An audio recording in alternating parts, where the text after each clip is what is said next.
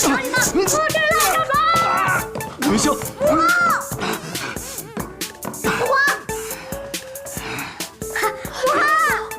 拓跋将军，放下屠刀，立地成佛。母后，走！我们人多欺负你人少，你输定了。你们以为就你们几个人能赢本将军吗？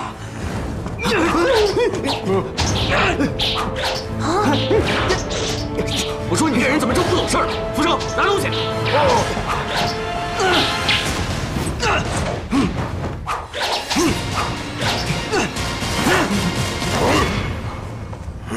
这是来自经典喜剧片《大内密探零零发》，将两片叶子合二为一，双手迅速转动，然后形成巨大风力，看着前无古人后无来者，杀人于无形当中。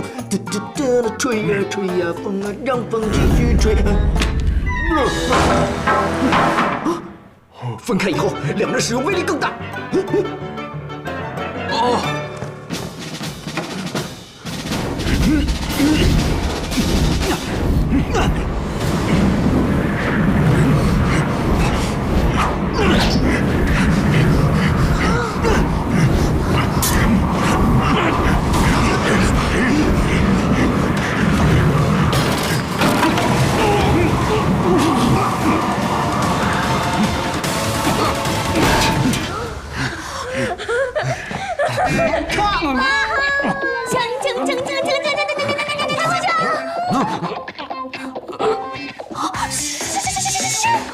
风风，官人，我们可以起来救你了！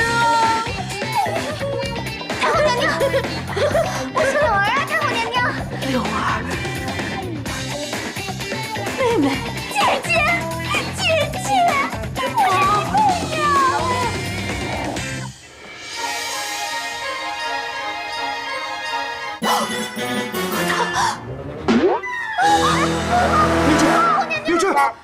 晕了！妙芝姐一下子经历了太多的事情，再加上她看到芬妮跟她长得一模一样，一下子就晕倒了。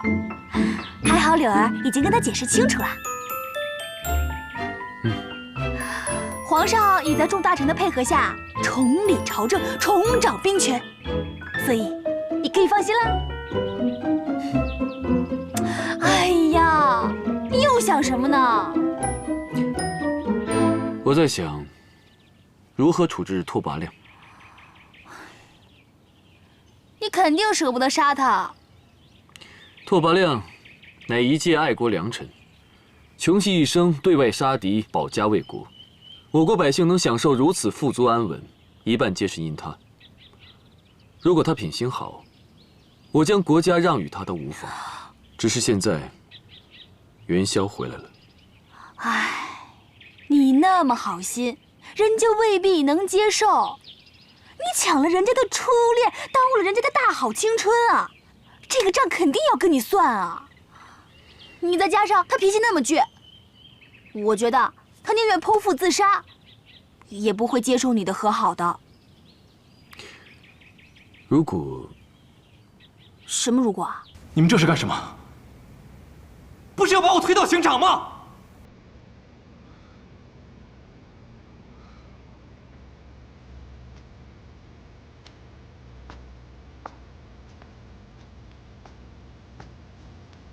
亮，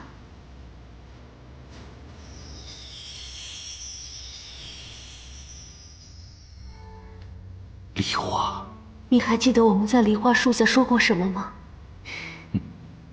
你还记得？这些不是应该统统可以忘掉了吗？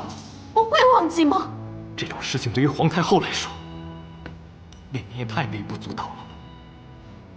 其实，这么多年，有一个秘密一直在我心里藏着。当年为了与你私逃，我以死相逼母亲逃出家门。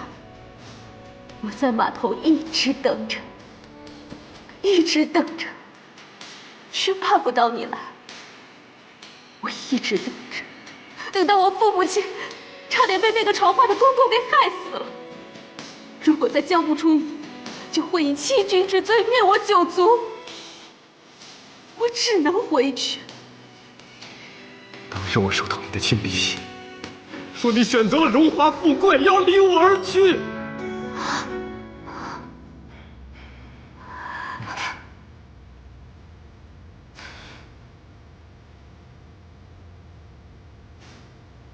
或许，这就是我们二人的命运吧。由不得我们选择，我注定会成为深宫里可怜的人，而你，注定要成为大将军。大将军嘛，当时我们在梨花树下，我们说长大后想要成为怎样的人？我只想相夫教子。你说你最痛恨外藩倾国，让百姓受战争之苦。你说你不会让他们再踏入我国半步，哪怕血洒疆场，也不忍心再看到满街的孤儿乞讨。你还说，你希望他们每个人都过最平静、最简单的生活，哪怕自己满身鲜血也没有关系，因为这就是你一直想成为的那种人，一个爱百姓、不顾自己的大将军。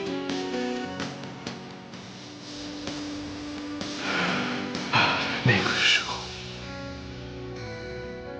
个时候的我，人最绝望的，不是当不了自己心中所想，而是成为了自己最痛恨的那种人。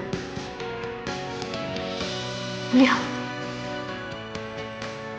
你还记得自己的初衷吗？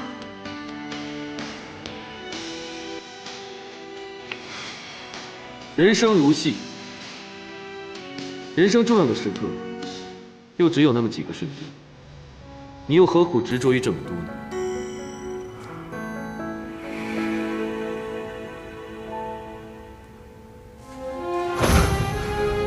臣知错，请太上皇责罚。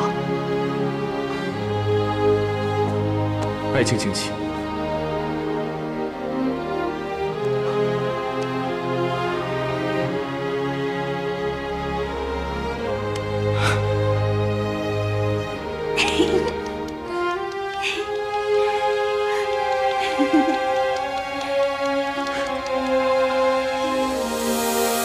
哦，谢谢。